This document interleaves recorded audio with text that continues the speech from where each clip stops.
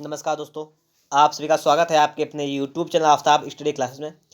तो आज की क्लास में हम लोग बात करने वाले हैं सामाजिक विज्ञान। क्लास 10 में चल रहा था हमारा, उसमें आज का हमारा टॉपिक रहेगा भूगोल का। ठीक है, पार्ट एक आपका लिखा हुआ है संसाधन एवं विकास, और लिखा हुआ है यहाँ पर देखिएगा विस्तृत उत्तरीय प्रश्न। आपके सामने पहला प्रश्न लिखा हुआ है हमारा कि भारत में पाई जाने वाली मिट्टियों का वर्गीकरण कीजिए। इंपॉर्टेंट क्वेश्चन है, इसलिए मैं आपको बता रहा हूँ। यहाँ पर भारत में पाई जाने वाली मिट्टियों का वर्गीकरण है, यहाँ पर बता रहा है यहाँ पर। ठीक है, देखिएगा सबसे पहले अगर हम बात करें तो यहाँ पर लिखा हुआ है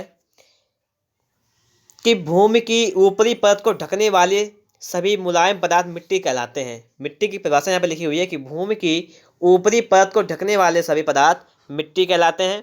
डॉक्टर बेनेट के शब्दों में मिट्टी भूपृष्ठ पर मिलने वाले असंगठित पदार्थों की ऊपरी परत है जो मूल सेलों तथा वनस्पतियों के योग से बनती है। तो डॉक्टर बेनेट ने इस प्रकार से इसका वर्णन किया है। मिट्टी का निर्माण चट्टानों के टूटे हुए कणों के एकत्र हो जाने के फलस्वरूप होता है। इन्होंने यहाँ पे कह दिया है कि भारत की मिट्टियों का वर्गीकरण जो है प्रादेशिक वितरण के आधार पर भारत की मिट्टियाँ निम्न प्रकार की वर्गीकृत किया गया है। देखिए एक लिखा हुआ है हमारा यहाँ पर दोमट, लाल मिट्टी, काली मिट्टी, लेटेराइट मिट्टी, और आगे लिखा हुआ है पर्वतीय मिट्टी, मरुस्थलीय मिट्टी। ठीक है, यहाँ पर आपके लिए छह प्रकार की मिट्टी लिखी हुई है। अब लिखा हुआ है पहले दोमट मिट्टी लिखी हुई है, इसका मतलब क्या देख लीजिएगा यहाँ पर कि दोमट मिट्टी को जलोढ़ मिट्टी भी कहते हैं। दोमट मिट्टी को क्वेश्चन रखता है ऑप्शनल कि निम्न में से किस मिट्टी को जलोढ़ मिट्टी कहते हैं। तो ऑप्शन दे दिया गया आपको दोमट मिट्टी, लाल मिट्टी, काली मिट्टी, लेटेराइट मिट्टी, तो हो जाएगा इसका दोमट मिट्टी। लिखा हुआ है यह नदियों द्वारा लाए गए मिट्टी से बनी होती है, अतः ये बहुत उपजाऊ होती है। कितनी कैसी होती है? बहुत उपजाऊ होती है। इस मिट्टी में रबी तथा खरीफ की फसलें बोई जाती हैं। यह मिट्टी उत्तर प्रदेश, असम, पश्चिम बंगाल, बिहार, झारखंड, गुजरात आदि राज्यों में पाई जाती है। समझ में आया नहीं आया आप लोगों को? समझिएगा अगर फिर से।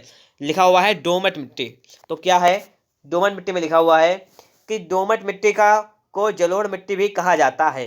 दोमट मिट्टी को याद करते चलिए साथ में, जलोढ़ मिट्टी भी कहा जाता है।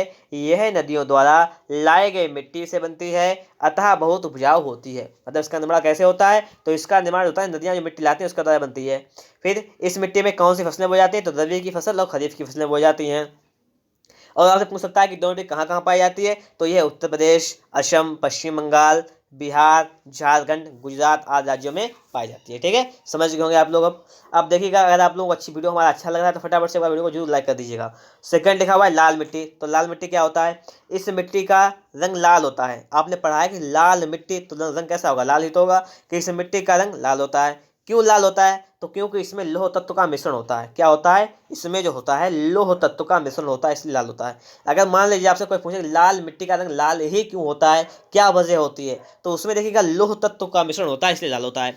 इस प्रकार की मिट्टी में विशेषता ज्वार, बाजरा, तिलहन, मूंगफली, कपास आदि अधिक उत्पन्न होती है। देखिए आपने दोमट मिट्टी क्या पढ़ा? रबी की फसल थी और खरीफ की फसल बेहतरीन होती हैं।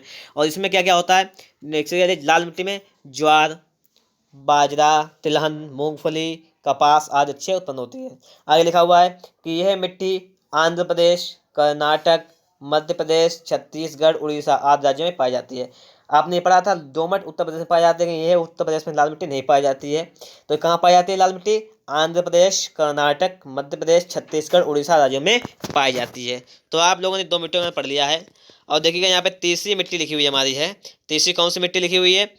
काली मिट्टी। ठीक है, अब देखिए काली मिट्टी लिखा हुआ है ज्वालामुखी से निकलने वाली राख और लावा से बनी काली मिट्टी में उर्वरा शक्ति तथा नमी धारणा करने की क्षमता अधिक होती है। समझ रहे हो आप लोग बात? यहाँ पर बात समझने का प्रयास कीजिएगा। यहाँ पर कह रहा है काली मिट्टी में कि ज्वालामुखी से निकलने वाली राख, कि ये ज्वालामुखी से जो राख निकलती है और लावा से जो मिट्टी बनती है, लावा से बनी काली मिट्टी में क्या होता है? उर्वरा शक्ति और नमी धारणा की करने की क्षमता अधिक होती है। ठीक है, इसमें प्रमुख रूप से कपास की कृषि की जाती है। पूछा जाता है कि कपास की खेती के लिए सबसे उपजाऊ मिट्टी कौन सी होती है? सबसे अच्छी मिट्टी कौन सी होती है? काली मिट्टी होती है। ठीक है, पता रहना चाहिए आप लोगों को। ये ऑप्शन नंबर एक नंबर का ये ऑप्शन आ जाता है। ठीक है, इसमें लिखा है इसके प्रमुख क्षेत्र कौन कौन से? गुजरात, मध्य प्रदेश, आंध्र प्रदेश राज्य हैं। ठीक है, इसके प्रमुख क्षेत्र हैं गुजरात, मध्य प्रदेश, आंध्र प्रदेश। आगे लिखा हुआ है लेटेराइट मिट्टी। तो लेटेराइट मिट्टी क्या है? कि यह मिट्टी चट्टानों के चूर्ण से बनती है। कैसे बनती है? चट्टानों के चूर्ण से बनती है। ठीक है, इसका रंग ईंट की तरह लाल होता है। ईंट के रंग लाल होता है। यह लाल सेलों के टूटने से बनती है। किस प्रकार के सेलों से? लाल सेलों से। इसमें प्रमुख रूप से कहवा, चाय, रबड़ का उत्पादन किया जाता है। कहवा, चाय, रबड़ का उत्पादन किया जाता है। इसके प्रमुख क्षेत्र मध्य प्रदेश, आंध्र प्रदेश, उड़ीसा, तमिलनाडु राज्य हैं। समझ गए होंगे आप लोग लेटराइट मिट्टी के बारे में यहाँ पर। और हमारा 5वां लिखा हुआ है यहाँ पर, पर्वतीय मिट्टी क्या होती है। तो लिखा हुआ है कि हिमालय क्षेत्र में पर्वतीय मिट्टियाँ पाई जाती हैं। कहाँ पाई जाती हैं? हिमालय क्षेत्र में पाई जाती हैं। ऊंचाई के अनुसार इनके रूप और गुण पृथक पृथक हो जाते हैं। यह मिट्टी कंकड़ पत्थर से युक्त होती है और मुलायम तथा कठोर चट्टानों के टूटने के फलस्वरूप बनती है। इसमें बालू, चीका और कंकड़ पाए जाते हैं। हिमालय की घाटियों और पठारी भागों में मिलने वाली इस मिट्टी में चाय, आलू व धान की कृषि होती है। इस मिट्टी को सुधार कर कृषि योग्य बनाया जा सकता है। ठीक है, समझ गए आप लोग। पर्वतीय मिट्टी कहाँ पाई जाती है? पर्वतों पर पाई जाती है। आगे देखिएगा, यहाँ पर लिखा हुआ है मरुस्थलीय मिट्टी। तो यह मिट्टी राजस्थान के पश्चिम भागों तथा दक्षिण पंजाब में पाई जाती है। कहाँ पाई जाती है? राजस्थान के पश्चिम भागों और दक्षिण पंजाब में पाई जाती है। ये तो लिखा हुआ है। आगे लिखा हुआ है इसमें उपजाऊ शक्ति बहुत कम होती है। ठीक है, इस मिट्टी में बालू की प्रधानता होती है। क्या लिखा? बालू की प्रधानता होती है। अतः इससे नमी धारण करने की क्षमता नहीं रह पाती है। बालू जब ज़्यादा होगी तो नमी नहीं रह पाएगी। इसमें ज्वार बाजरा की फसलें उगाई जाती हैं। ठीक है, मरुस्थलीय मिट्टी होती है, ज्वार बाजरा की फसलें हो सकती है इसमें, ये उगाई जाती हैं। तो आप लोगों ने इसमें क्या पढ़ लिया? यहाँ तक कि मिट्टियों का वर्गीकरण पढ़ लिया है। अब देखिए अगला क्वेश्चन में लिखा हुआ है कि काली मिट्टी की उत्पत्ति एवं विशेषताएं लिखिए। काली मिट्टी की उत्पत्ति कैसे होती है, उसकी क्या विशेषताएं? आपने पढ़ा है भी, फिर एक बार पढ़ लेते हैं इसको हम। लिखा हुआ है काली मिट्टी की उत्पत्ति एवं विशेषताएं। काली मिट्टी की उत्पत्ति में ज्वालामुखी से निकले पदार्थों का विशेष हाथ होता है। पता है, आपने पढ़ा था अभी यहाँ पर, देखिएगा यही लिखा था। काली मिट्टी, ज्वालामुखी से निकलने वाली राख और लावा से बनी मिट्टी में ऊर्जा शक्ति नमी की धारणा अधिक होती है। यही काली मिट्टी होती है। ठीक है, अब देखिए कह रहा है कि यह मिट्टी अग्नाशय सेलों के विखंडन के कारण सेल चूर्ण के निपेक्षित होने के फलस्वरूप उत्पन्न होती है। अग्नाशय सेल अपरदन की क्रिया के फलस्वरूप टूटती फूटती हैं। ठीक है, इसमें टूटे हुए शिला चूर्णों को जल, वायु अपरदन को उड़ा कर ले जाते हैं तथा उनका निक्षेप कर काली मिट्टी को जन्म देते हैं। ठीक है, ये हो जाएगा।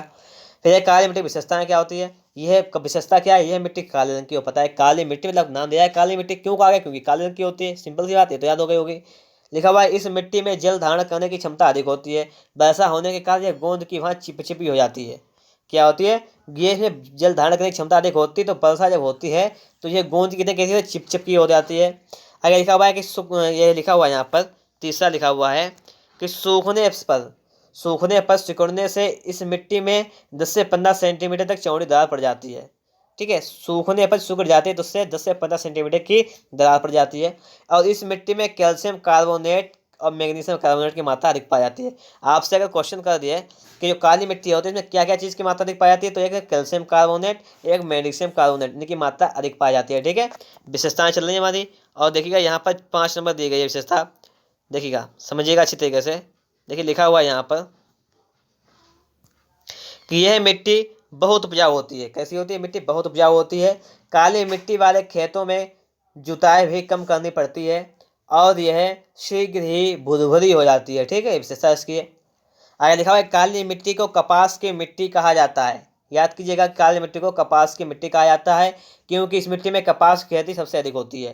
काली मिट्टी को कपास की मिट्टी कहा जाता है। क्यों कहा जाता है? क्योंकि इस मिट्टी में कपास की खेती अच्छी होती है। ठीक है, आगे बात करें, देखिएगा लिखा हुआ है कि कपास के पौधे को पर्याप्त नमी की आवश्यकता होती है। कपास के पौधों को पर्याप्त नमी की आवश्यकता होती है, परंतु उसकी जड़ों में जल एकत्र नहीं होना चाहिए। काली मिट्टी यह भूमिका भली भांति निभा लेती है। आगे लिखा हुआ है लास्ट वाला कि वर्षा होते ही काली मिट्टी जल को सोख लेती है। ठीक है, तथा नमी को भूगर्भ में सुरक्षित बनाए रखती है। वर्षा न होने पर यह नमी कपास के पौधों को विकसित होने में सहायक होती है।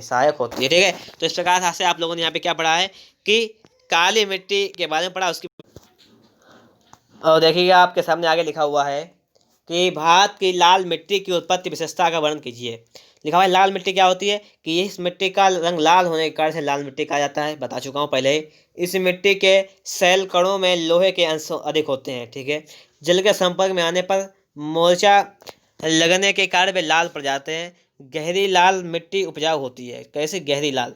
इस मिट्टी में ज्वार, बाजरा और मक्का की फसल उगाई जाती है।